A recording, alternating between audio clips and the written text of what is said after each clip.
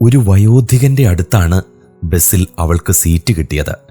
വലിയ ബാഗും മടിയിൽ വെച്ചാണ് അവളുടെ യാത്ര.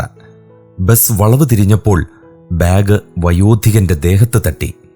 പ്രതികരിച്ചില്ലെങ്കിലും അയാൾക്ക് നന്നായി വേദനിച്ചെന്ന് അവൾക്ക് മനസ്സിലായി. താങ്കൾ എന്താണ് ഒന്നും പറയാതിരുന്നത് എന്നവൾ ചോദിച്ചു.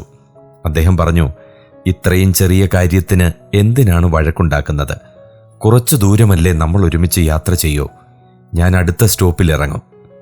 ഒന്നും അധിക ദൂരമില്ല, ആർക്കും അധിക നേരവുമില്ല.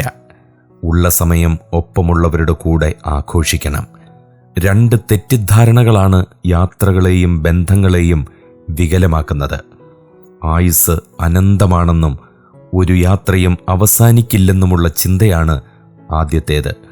ചുറ്റുമുള്ളവരെല്ലാം അടർന്നു വീഴുന്നത് കണ്ടാലും താനെന്നും പുഷ്പിക്കുമെന്ന ചിന്തയുള്ളവർക്ക് അളവറ്റ അഹംഭാവവും ഒന്നും വിട്ടുകൊടുക്കാത്ത പിടിവാശിയുമാണ് സ്വന്തം.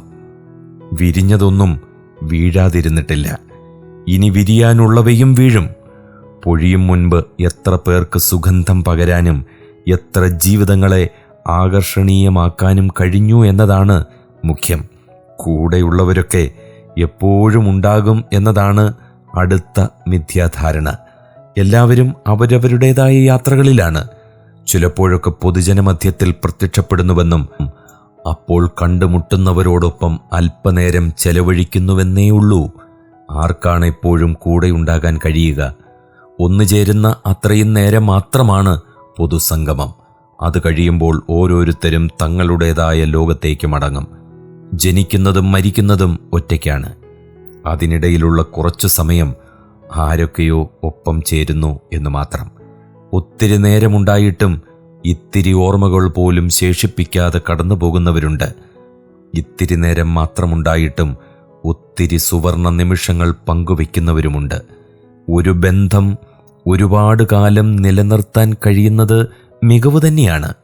അതുപോലെ പ്രധാനമാണ് ചുരുങ്ങിയ നേരത്തേക്ക് കണ്ടുമുട്ടുന്നവരിലും ചിരിയോർമ്മകൾ സമ്മാനിക്കുക എന്നത്.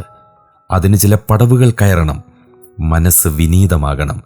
എന്തൊക്കെ കീഴടക്കിയാലും ആരെയൊക്കെ മറികടന്നാലും തനിച്ച് നിൽക്കാനാകാത്ത സന്ദർഭങ്ങളും അവസ്ഥകളും ഉണ്ടാകുമെന്ന അവബോധം ഹൃദയം എളിമയുള്ളതാക്കും.